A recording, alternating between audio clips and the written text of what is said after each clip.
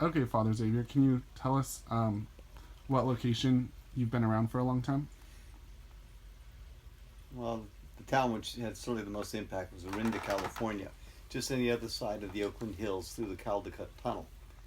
And I have seen a world of change. We first moved out there in 1948, and even as a very, very small child, I'm talking 4 or 5 years of age, we called it the Crossroads. Now there's a major freeway, there's BART, and it is just simply Suburbia Plus.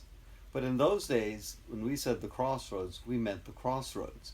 It was simply the road from the tunnel to Walnut Creek and from Orinda Village to Moraga.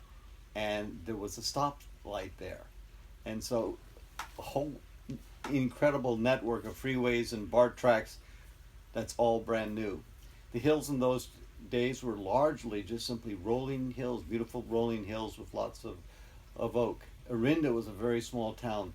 It had two very noticeable features: the Orinda Theater, which is still there, still operating, and the Casa de Orinda, which was a kind of a steakhouse and bar. Um, its real claim to fame was it was the site of illegal gambling. Cards were going on there at night, and so that brought in people from all around the area. And of course, the theater brought people in from St. Mary's College, Lafayette, and then the surrounding areas. In those times, the backyard was simply rolling hills. I mean, where I lived, it was just 1 mile from the center of town. Uh, we had just incredible land, open land behind us. We had a lot of land which was PG, the water company, and so where we could had simply march anywhere, tree houses everywhere, forts everywhere. It was kids' playland. It was already absolutely delightful. Now it is simply wall to wall suburbia, houses upon houses. Those open spaces are all gone.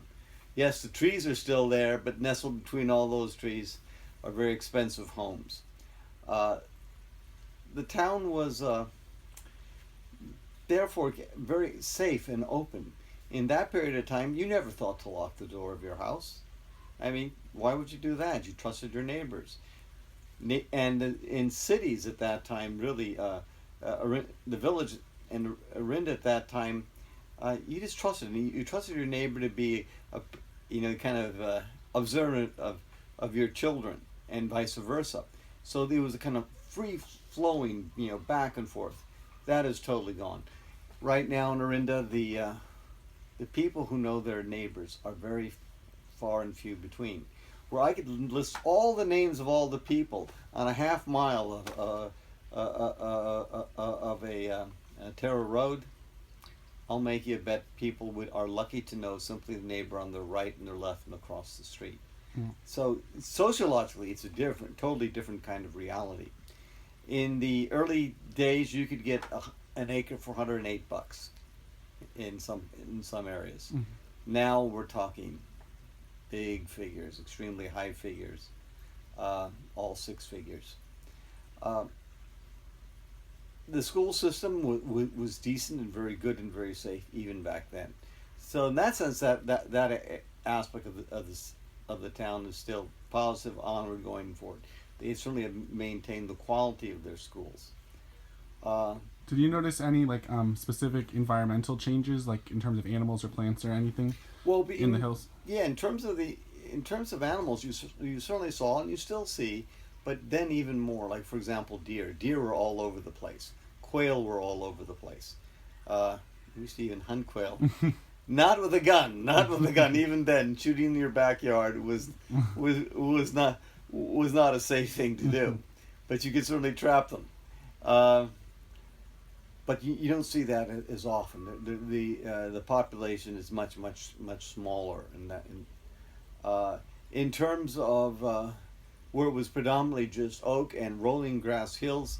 Of course, people brought all their favorite trees, all the flaming maples, magnolias, uh, jacaranda. I mean, so now it's kind of cornucopia of all different kinds of plants and trees. It was much simpler back then. Then people tended to have lawn, kind of your basic kind of camellias and some roses, maybe some uh, juniper berries, that kind of stuff. But that was about it. So it was much, how people decorated was very, very, very different also, and much simpler. Um, Are there any activities that you still like to do in Orinda, or that your friends like to do there in the hills?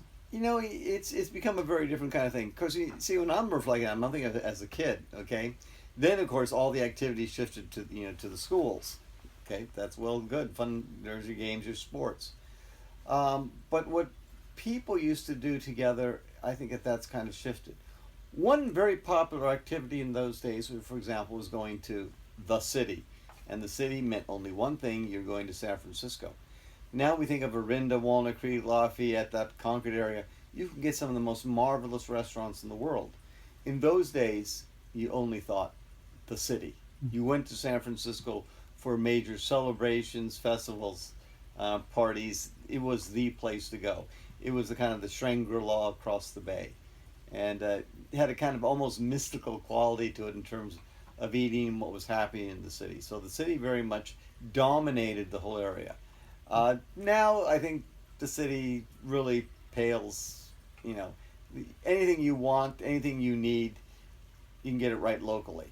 In those days, you had some major department stores in Walnut Creek, but if you really wanted to go for the good stuff, you really wanted to go to the concentration, the city. Uh, then you had, City of Paris. They had the Magnin stores. Uh, yeah, anything that of real quality, you went to the city. Now, in those days, also you had while there was no interrail transportation at that time, the Sacramento Northern had just recently folded.